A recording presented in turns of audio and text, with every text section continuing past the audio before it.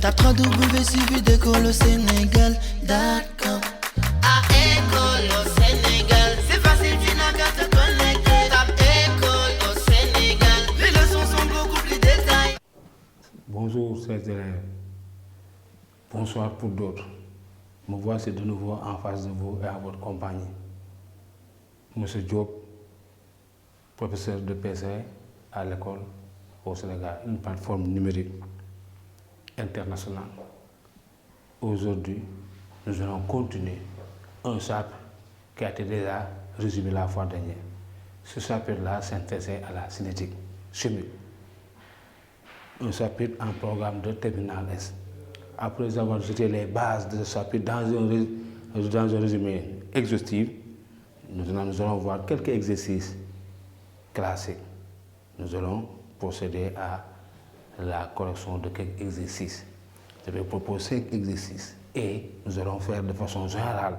On va se poser toutes les questions relatives à ces exercices. L'exercice 1, c'est la cinétique de l'explication directe. C'est l'une des cinétiques les plus classiques. Je peux comprendre que j'ai des problèmes en cinétique, ça on peut le comprendre, mais au moins il faut maîtriser la cinétique de l'explication directe. On va étudier la cinétique de l'explication directe.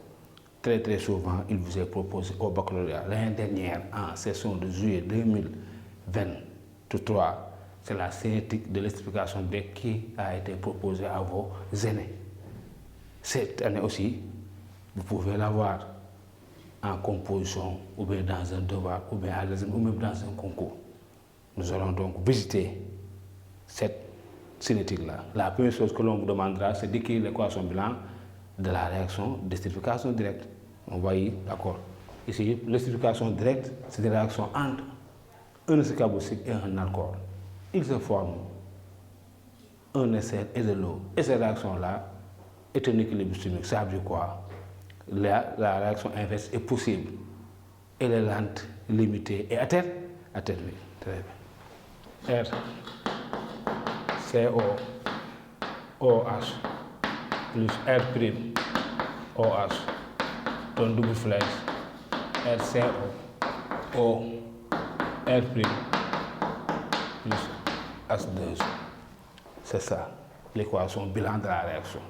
D'accord, maintenant, généralement, on part d'un mélange équimolaire d'acide carboxylique et d'alcool.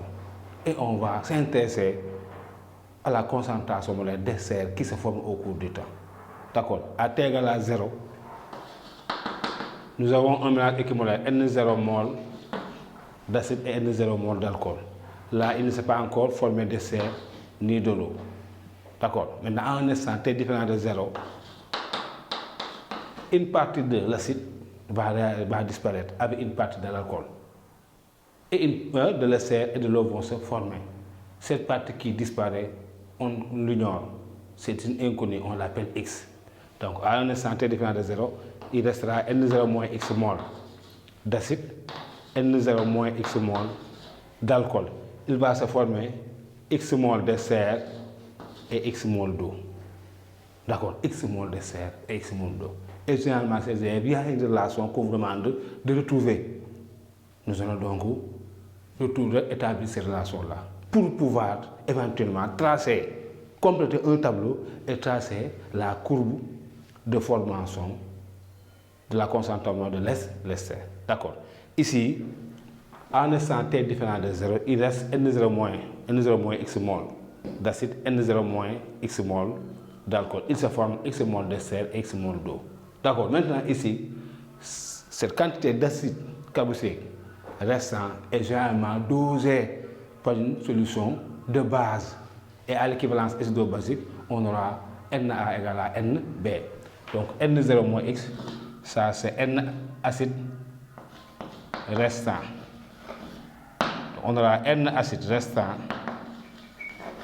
égale à N0 moins X. Cela veut dire quoi? Que X égale à N0 moins N acide restant. Ces élèves ici, vous avez ici une relation qu'on vous demandez. Première, montrer que X égale à N0 moins N acide restant. On peut vous demander ça. D'accord, premièrement, montrer que x égale à n0 moins n acide restant. Ou bien trouver une relation qui lie x, n0 et n. Et ici, que représente n? N0 reste x, c'est le nombre de moles d'ester formé. N ester formé.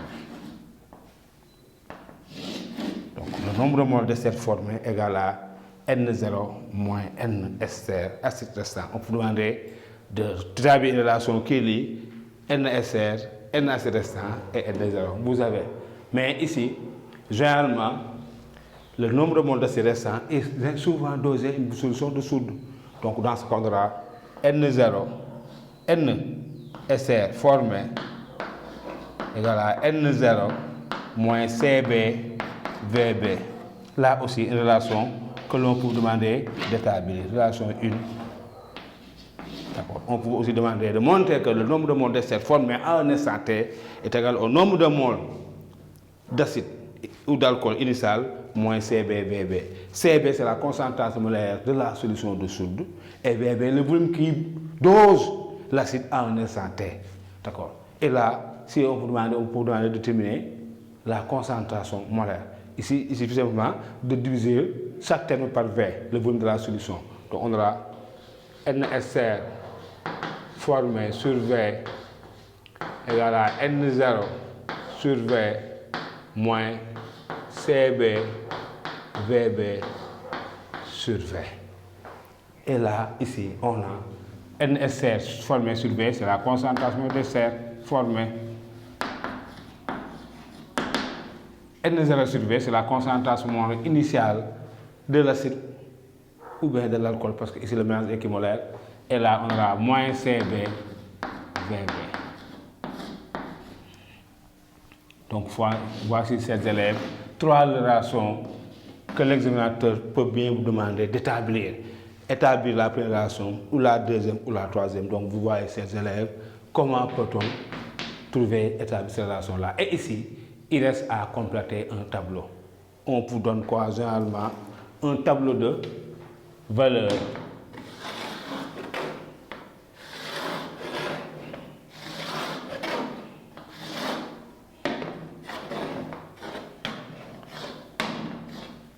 On donne à différentes dates, T en 1000 par exemple. Ici, on vous donne N acide restant, ou bien volume VB, et on vous demande de déterminer NA ou N ester. Vous demandez de déterminer N ester formé ou la concentration molaire d'ester formée.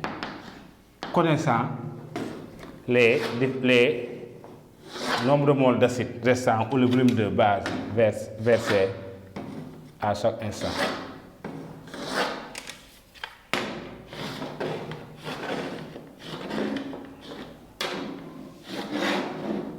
Supposons ici les dates sont connues. Ces restants-là sont connus. Donc N acide restant aussi. Les nombres de moles sont connus. VB aussi. D'accord. Maintenant ici, si le temps est connu, le nombre de moles d'acide qui lui correspond est connu, ou bien le volume, on peut donc remplir le tableau. Ici, N ester restant égale N0 moins CBVB. Dans ce cas, N0 est donné. Si par exemple, ici, cet instant-là correspond à T égale 0, ce nombre de moles-là va correspondre à quoi? À N0. N0. D'accord? Des fois, l'élève cherche N0 alors qu'il l'a devant vous. À T égale à 0, le nombre de moles d'acide restant égale à N0. D'accord? Ou bien dans l'équation, on vous donne ça. Maintenant, là, donc, on peut calculer.